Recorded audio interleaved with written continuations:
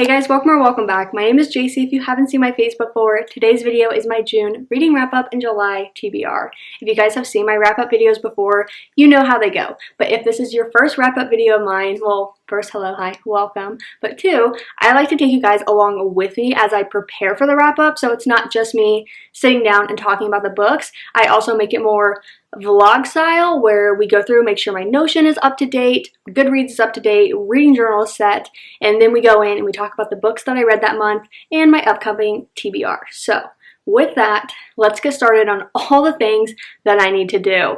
I am actually filming this a few days earlier, so today is the 27th, and I usually do all of the wrap-up filming in one day, but I am so booked and busy that I'm actually filming the preparation part today, then we're gonna do the wrap-up part tomorrow, and then I head to Phoenix for the weekend. So I'm filming this a few days earlier. I don't know if I'm gonna finish any more books by the end of the month, but if I do, I'll just throw them into the July wrap-up. So first things first, let's get this preparation going. Hey guys, I just wanted to stop at the library real quick because I have one hold to pick up and one book to return, so let's go in and get that stuff. This is the book I have to return. I still have the audiobook, but if you can see the sticker, it says Lucky Day, which means you can't renew this book. So I hope to still listen to it, I just can't keep on to it for a physical copy.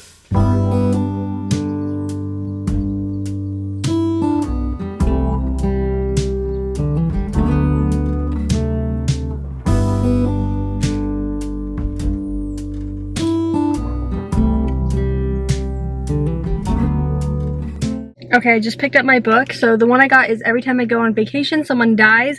I watched Olivia Read the Latte's vlog reading this, and she just said it was a great time. So I ended up putting a hold, and it came relatively quickly. So I do want to be able to listen to it, so I'll see. I feel like I may have placed a hold on the audiobook. I can't remember, but if not, I'll just physically read it.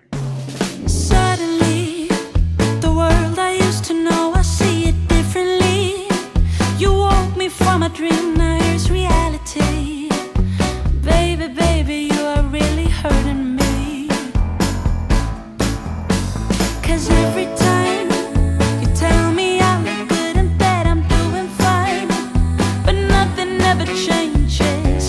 And now I see, baby, you are hurting me. Stuck in repeat. Stop lying.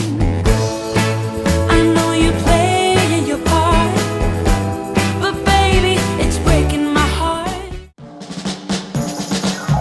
Don't wanna be a one-man woman. Got me stranded like a boat in the sand. Just the thought of not spreading my wings drives me crazy. Dressing up, fixing my strut, always prepared, you never know who shows up around the corner. We are here. We've made it. We can now talk about all the books that I read in June. Okay, as always, I'm going to talk about the books in the order that I read them. I'm also going to go over a few of the stats that I like to look at the end of every month because it is so different if you read 5 books in 1 month, but each of those books were 500 pages versus each of those books being 200 pages.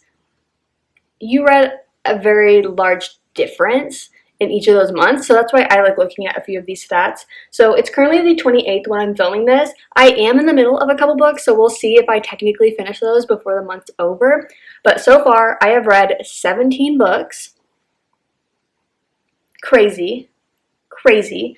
And my average rating was 3.6 stars. So a mid rating, but I will say I feel like I just had such a fun reading month. I had a lot of books that were semi out of my comfort zone that I naturally probably wouldn't have gravitated towards, but I just randomly saw them and so I picked them up.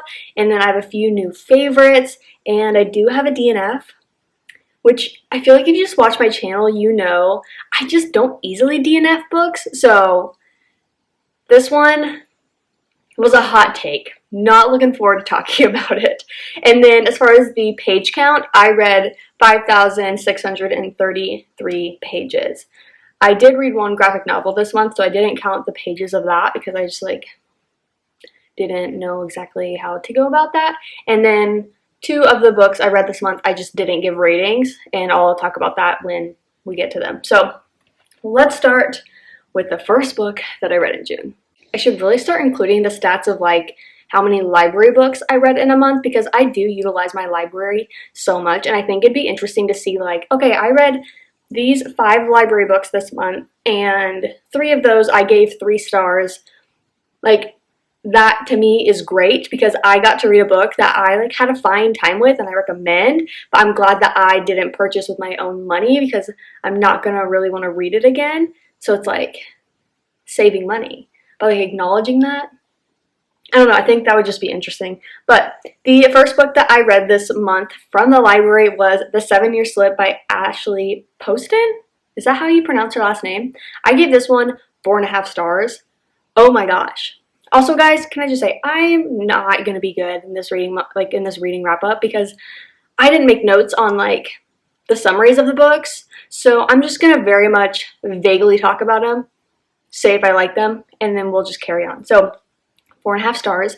This book has been raved about everywhere, and I was dying to pick it up. This is my first book by this author. I had such a fun time. I mean, 4.5 stars. Hello. If you guys like this book, you should definitely watch the movie The Lake House. It is not based on a book, but I think it's based on like a random old movie from like Japan or Korea. Something like that. Like I looked it up to be like, wait, was that a book? And should I be reading that? And it's like, no. So if you guys like The 7-Year Slip, I think you would enjoy the Lake House movie. So it is following this apartment, I would say, where you have our main female character who recently lost her aunt, who is like her best friend, like her partner in crime, and her aunt left her the apartment. And so in that apartment, it's special. It has quirks. One of those quirks is it will occasionally take you to a time 7 years earlier. Yeah, I believe it's always 7 years earlier.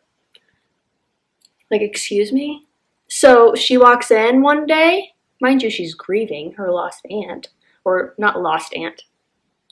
Her aunt that's passed away. And a man's in the apartment because 7 years ago, her aunt had said he could use the apartment for the summer because she was going to be on this trip. And I'm like, could you imagine? Like, I would be so petrified walking in and being like, why are you here? But then also she's recognizing the decorations are from 7 years ago. Like, I removed that chair that was my aunt's.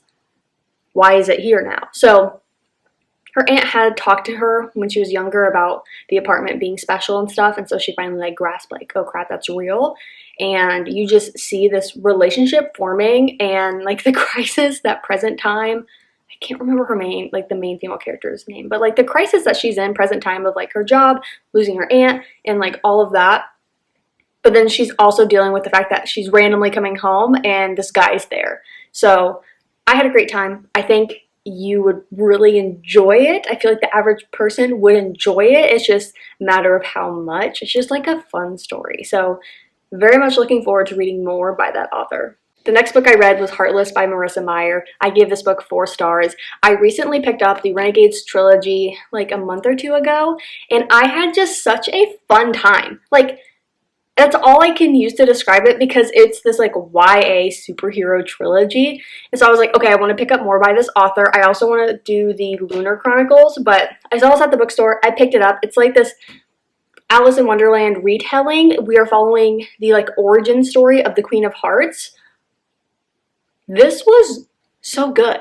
Like, I am even more motivated to pick up more by this author. I have Cinder on my shelf and I'm like, do I pick it up in July? Like, at least one Marissa Meyer book each month. Like, she's such a bingeable author. I feel like if you're just looking for a great time, she's your girl. And this book was so interesting. Like, I just didn't put much thought into the origin story of the Queen of Hearts.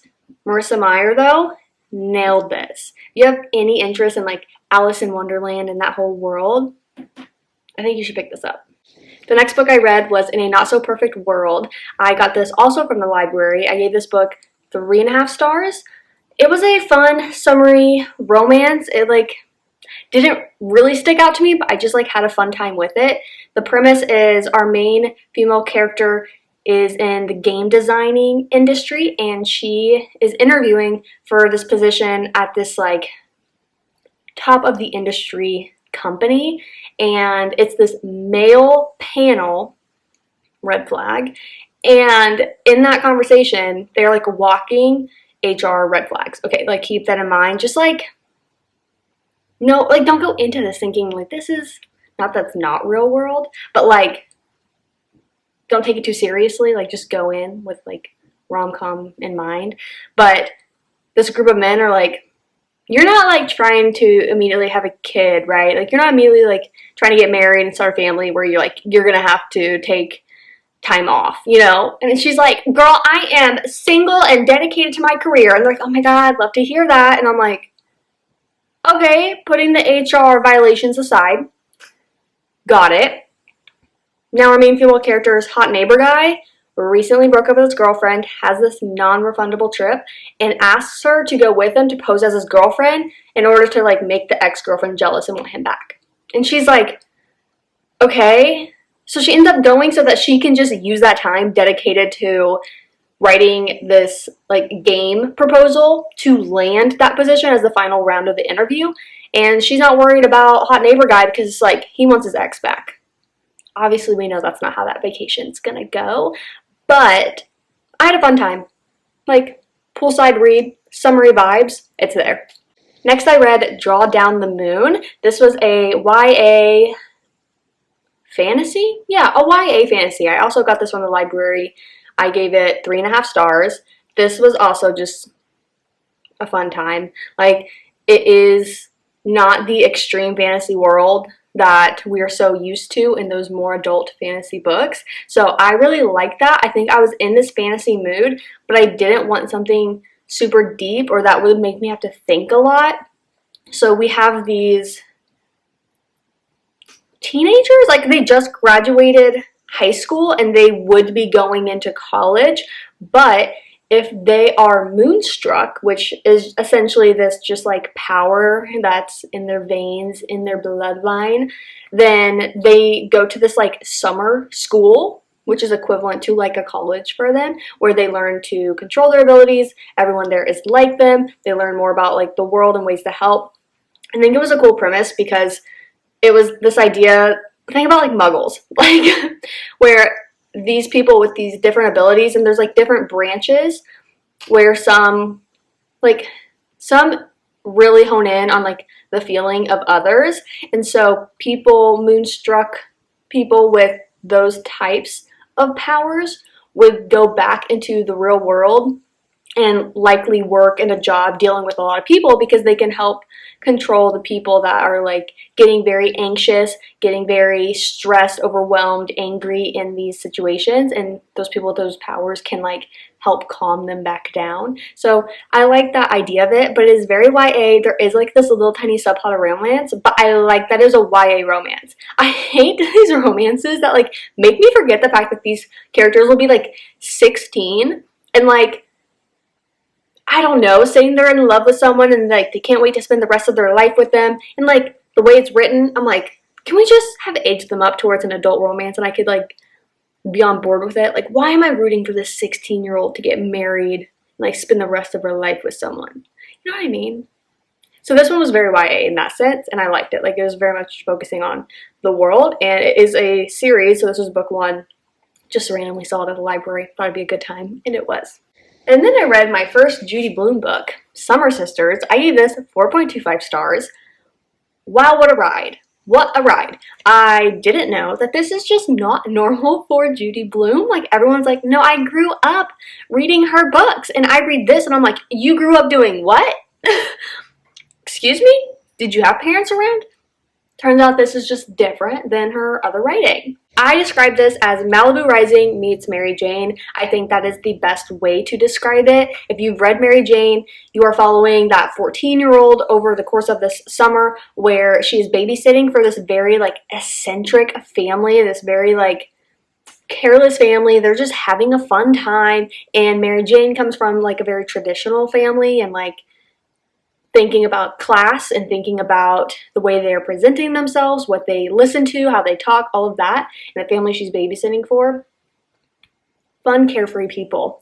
That's kind of like this. We are following Caitlin and Vix. Now, Vix comes from that eccentric family. Caitlin comes from that traditional family, more traditional. And they meet around the same age as the other one. So like 12, 13. And Vix kind of takes Caitlin into her family. And every summer they go to the vineyard and they stay with Vix's dad. And so we are now, though, watching them grow up over the course of each of those summers. And we have then present time. It's like the prologue is present time of the fact that these two are supposed to meet up again because Vix is getting married. And Caitlin's like, I want to know why we kind of like lost that friendship. So that's like our prologue. And then we immediately jump back to when they met. We go through all that, and then it takes us back to present time. So it's not like this back and forth of present and past. It's just like the initial, hey, this is where we're going to end up. Let's now take you through the journey of how we got there. This was crazy. This was wild. This was a good time. Like, if you read it, I feel like I'm describing it the best way I can. I recommend it because it was just such an interesting read. It makes you think. It makes you think. Yeah. So it is in the summer of 1977 when they first meet. So that is why I kind of throw in the whole Malibu Rising feeling, even though we are on the vineyard where we have like that more like islandy vibe rather than in Malibu. But just like the feelings and the vibes of that are in here. And then the Mary Jane, as far as just like the personalities and vibes thrown into that of very different families, also in here. So crazy. And then from my library, I picked up Interesting Facts About Space by Emily Austin. I gave this book 3 stars. Cool. Fun. I mean, I read the title and I was like, hello, I work in the space industry. That is so cool. Let me pick it up.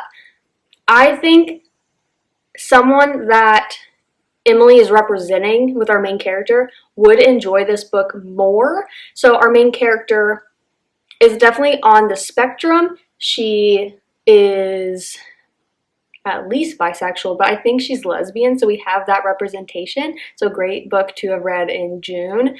But she like is a bit paranoid about things. Her like coping mechanism in stressful situations is listing interesting facts about space. And it was a very interesting read. I did do a bit of hybrid where I was listening to it and physically reading it. I mean, I would recommend both. Like, I don't think there was one better than the other. Like, the audiobook was fine. Like, it was good. I don't really know how to best describe this. It was just like such a random read for me. If you have any interest in it, I would say pick it up from your library. Like, if you're hesitant on it, yeah, definitely use your library. And then I had the best time of my life, and I finally picked up Heartstopper Volume 1. I love Nick and Charlie so much. I did a read and watch series episode on this where I just read Volume 1 and then we watched Season 1. I definitely want to continue on with this. It is so hard to not just want to binge it. Oh my god, but I'm obsessed with them. Like, I'm utterly obsessed with them. That's really all. I feel like you know Heartstopper, guys. You know Heartstopper. If you haven't watched it or you haven't read the graphic novels, 10 out of 10. 10 out of 10. If you're like, I just don't know if that's for me, that's why the library exists. But also, you could just watch the season, like Season 1, because they do such an amazing job of adapting it from the graphic novel. Like, they add in these, like, different animations, the way they, like, split the screens in different scenes. It's exactly like the graphic novel. So, I had such a good time.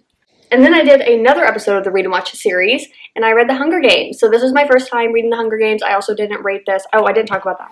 This was my first graphic novel, so that's why I didn't rate it. I just like don't really understand my rating of how this would be. I just know that I love them. And then this has such a, I don't know, my thoughts on the movie influenced this way too much, so I couldn't really rate this. But this was my first time reading the book, And with the news of the new book coming out, I think it's March of next year, I was like, okay, I definitely want to do all the read and watches of this. I don't know. I think I will continue making the videos on it. I feel like enough people enjoyed it. It's not like a heavy hit type of video, but I enjoy making it, so I probably will.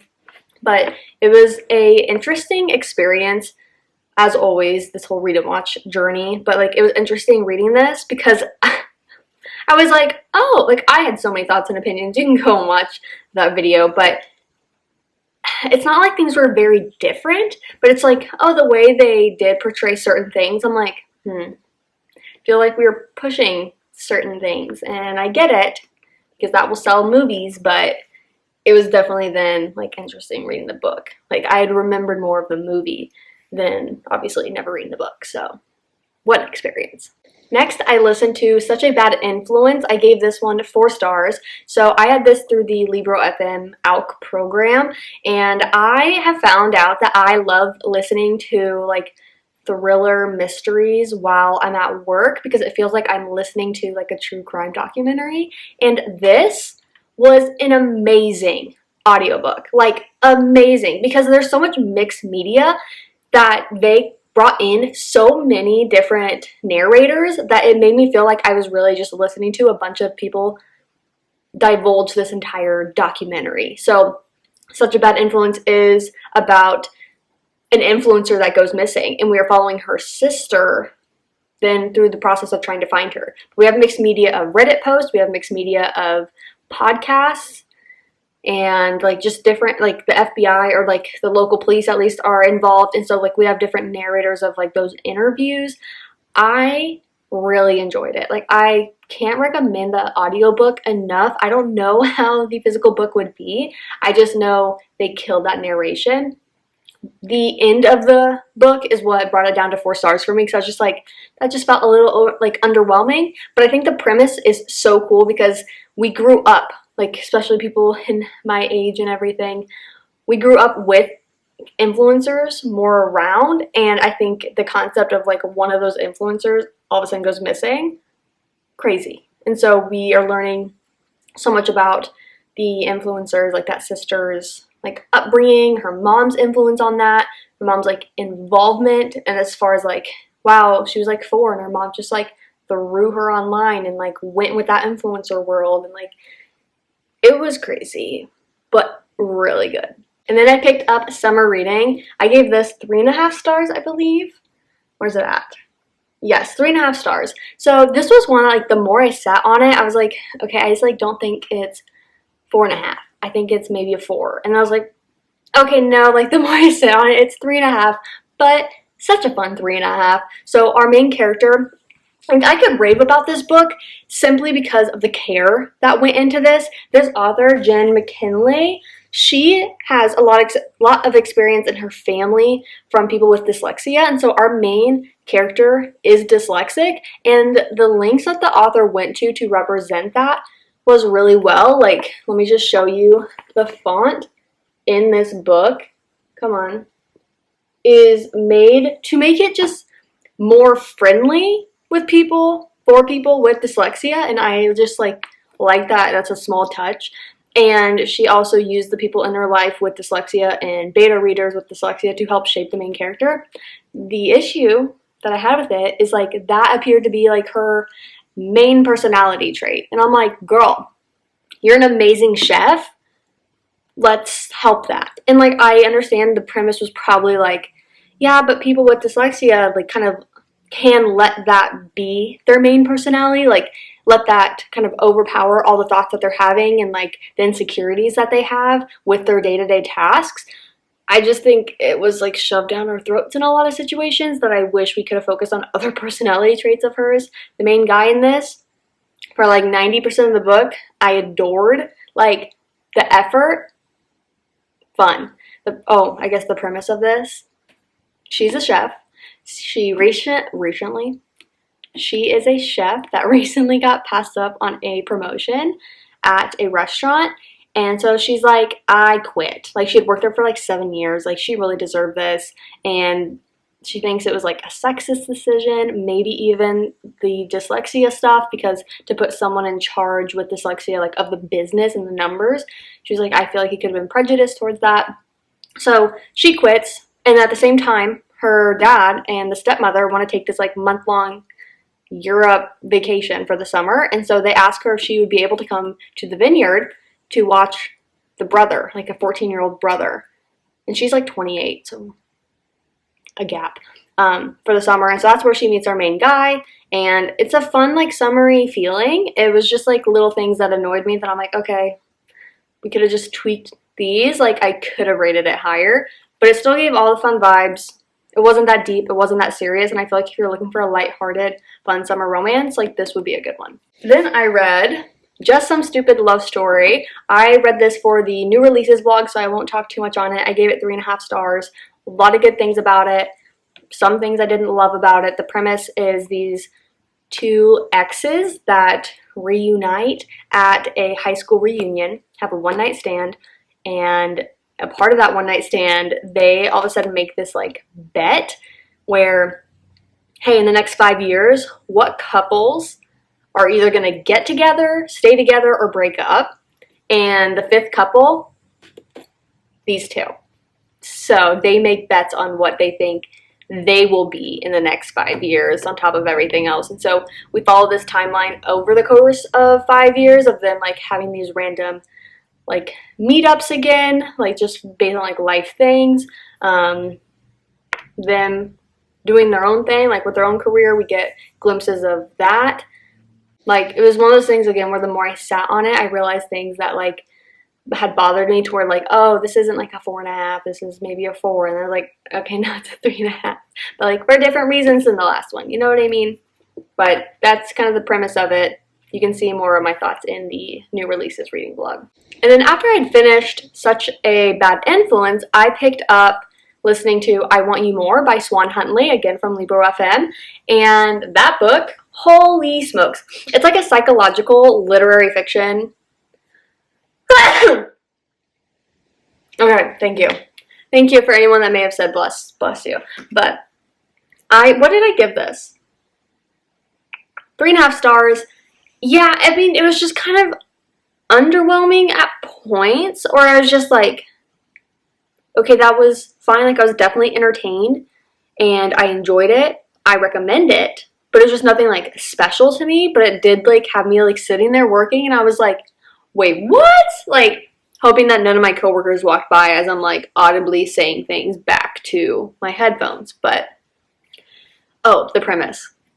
Hi guys, I swear I do make videos, but the premise is this actress is hiring a ghostwriter to write like her biography, I believe, and so she wants the ghostwriter to come and like live with her just for like a couple weeks to make it easy. Like, okay, I want you to understand me. We can go through all the interviewing stuff, and like we can get this like cranked, you know.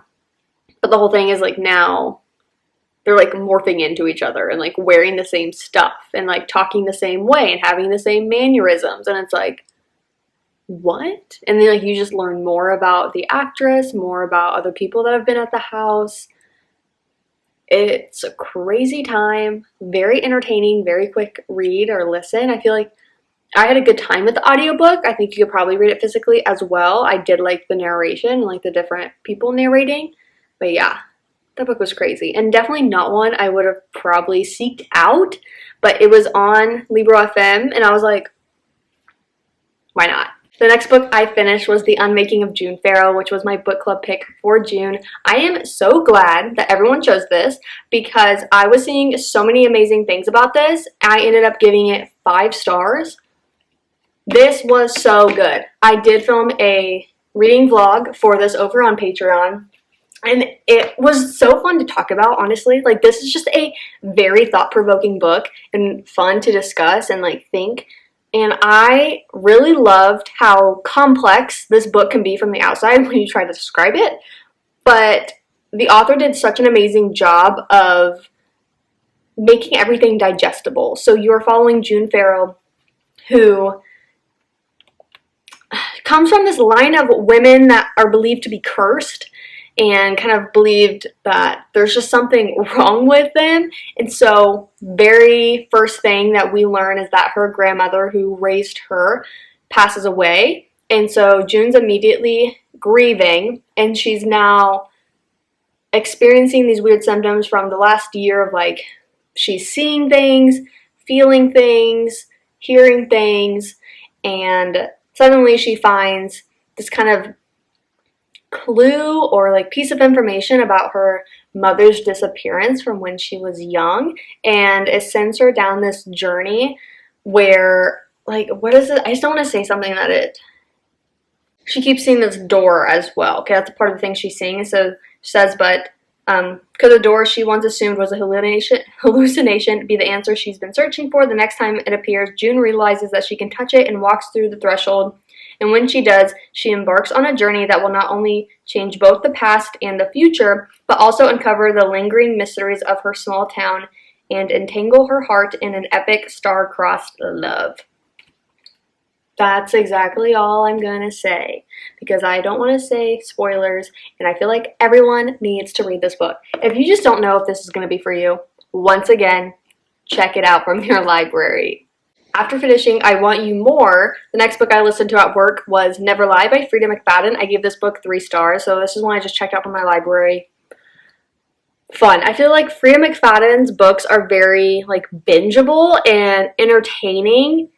Some are hits, not like some are misses per se, but it's just like some are better than others. And so this one, 3 stars because I liked it. It was entertaining. I think the mixed media of them having tapes of like old therapy sessions were interesting from like an audiobook perspective. But the premise of this, we have this couple, this like newlywed couple that want to go visit a house to potentially buy.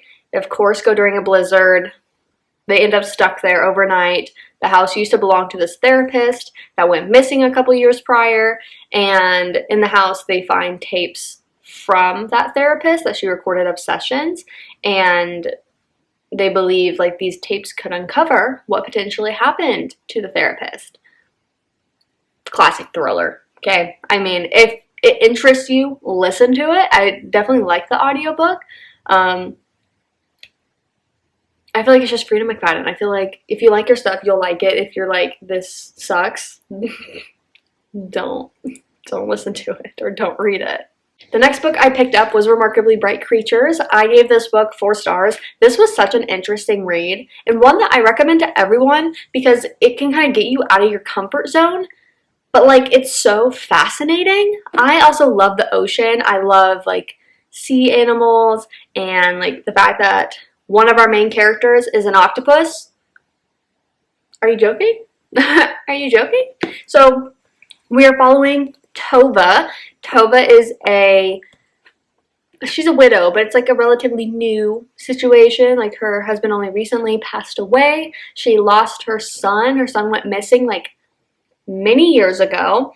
And to kind of just help with coping from that, help with now kind of extra time that she now has from not taking care of her husband, she takes up this like nighttime position as a cleaner at an aquarium, and she kind of develops these like relationships with the animals as she like feeds them, or not even feeds them, I guess, just like cleans around them and everything.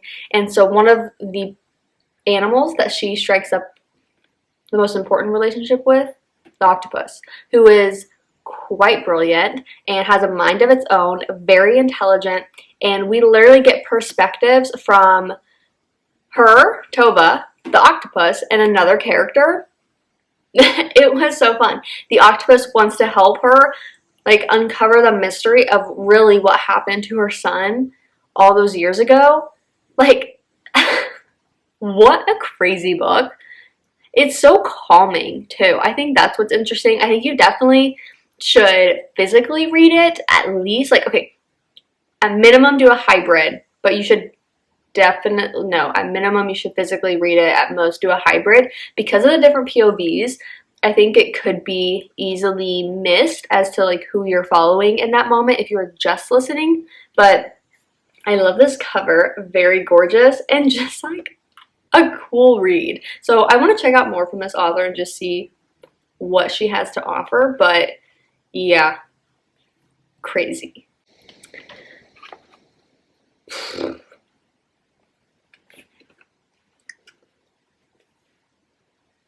Do we know what's coming? Do we know it? I DNF this book at 40%.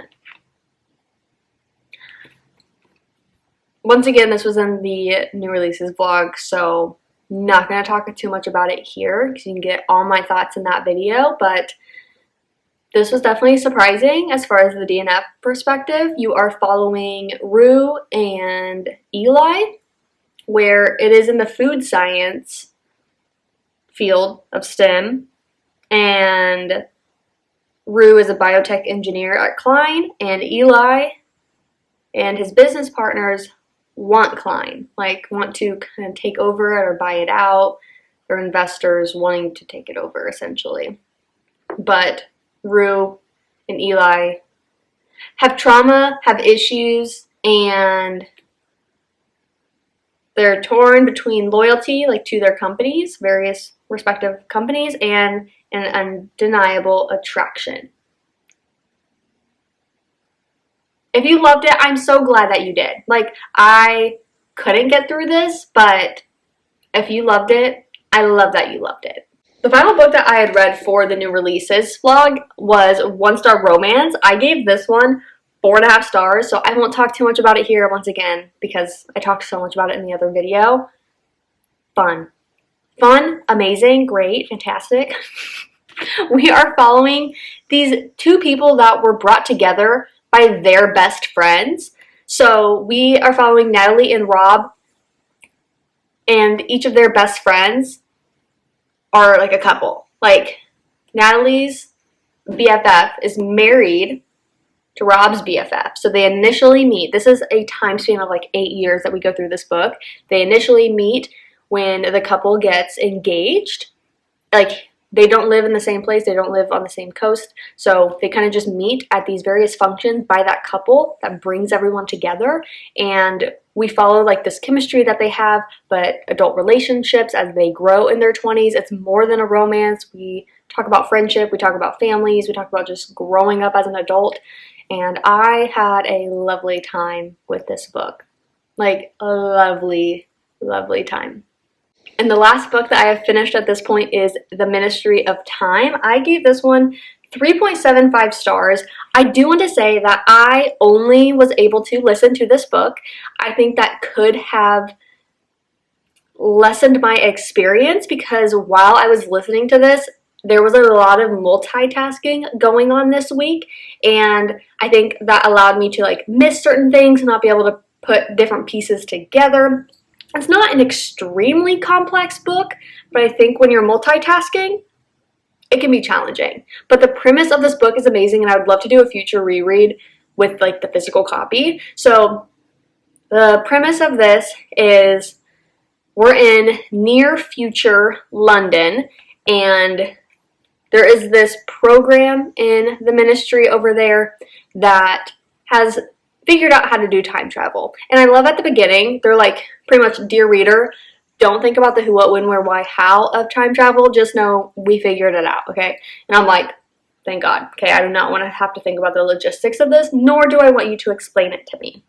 So this is a newly founded program where they are trying to test how people from the past would adapt if they were brought to the future. So they handpick like 5 people from different points in the past that were destined to die. Like, the one that jumps out to me is our main male character who was aboard this ship where everyone like drowned, or everyone died from that expedition. So he was like plucked from that and brought to the present time where he is staying or living with his bridge, which is essentially the person, the handler that would help him understand present time, what would be expected of him, how he adjusts, help teach him things from the last however many years. So his bridge, his handler, is our main female character, and there is a bit of romance with that, but it is a lot of just like the ministry and this program and the other characters involved and like how this program is supposed to develop, the other people in this program, how they're adapting,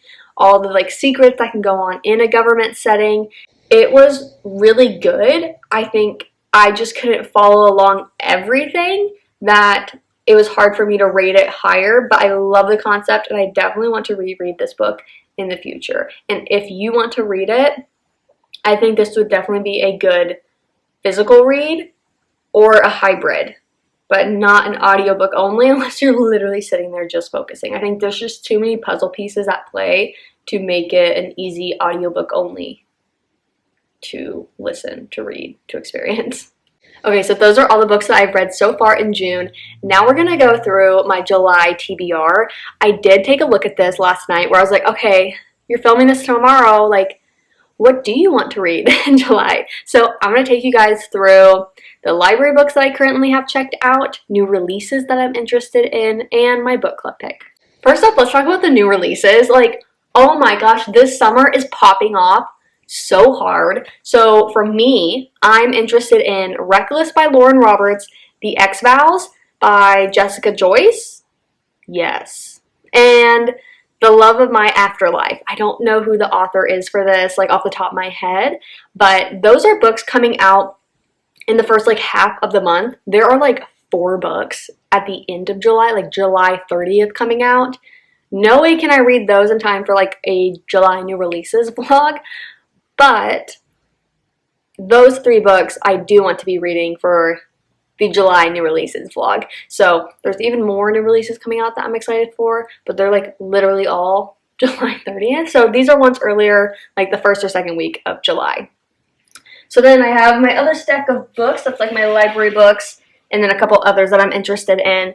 I did talk about The 7-Year Slip that I read this month. So Ashley Poston just came out with a novel love story that I've seen so many people rave about and love. I wanted to put this in my June new releases vlog, but I just don't have time with how I need to film this video or like that video, traveling, getting it up on time. So I'm gonna read this and I'll probably just read it in one of my weekly reading vlogs.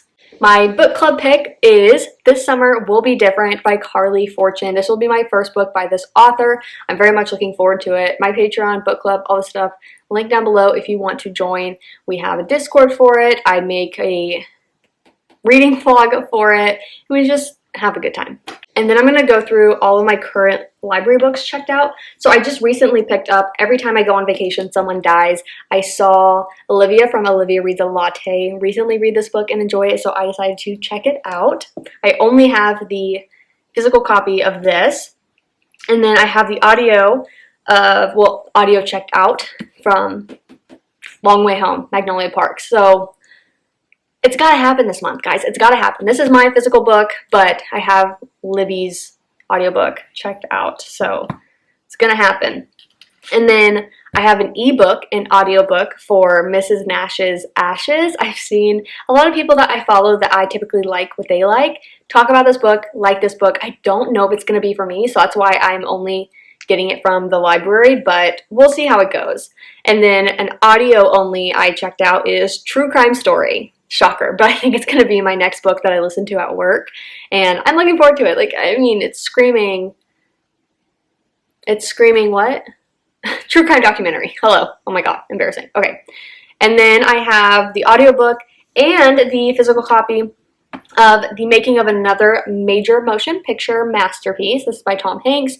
This just seems like an unexpected 5-star read. Like, that's the vibe it's giving me, so I really want to read it.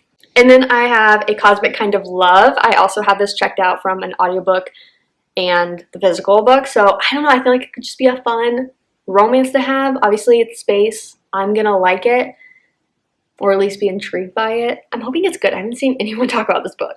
Then same as Mrs. Nash's Ashes, I also have the audiobook and ebook checked out from the library for The Wishing Game. I've seen Haley and Destiny talk about this book.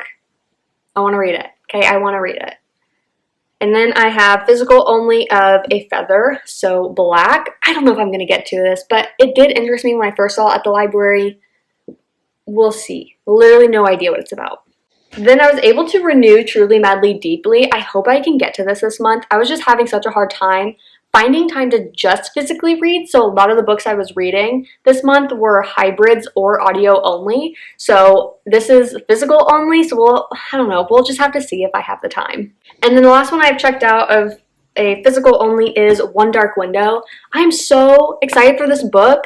Like, it's one of those things where I put the hold like many moons ago, and it just finally came, and I was like, okay, I guess now is the time. So I hope I get to it, but I am such a mood reader. I don't want to force read this book and not like enjoy it or give it the love it deserves. So I've seen so many people love it. I want to give it a shot. I just don't know if July is the right time.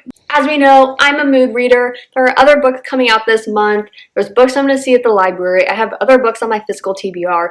Who knows the books that I will read? But these are the books that are on my initial radar, my initial TBR. We'll see what comes of July. You can look forward to the new releases vlog, the weekly reading vlogs where I'm constantly updating you guys on books.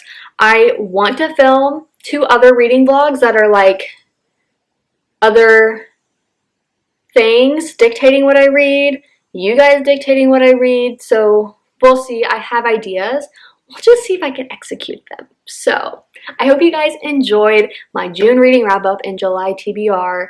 Let me know if you've read any of these, if I should be prioritizing any of these TBR picks, and I will see you in my next one.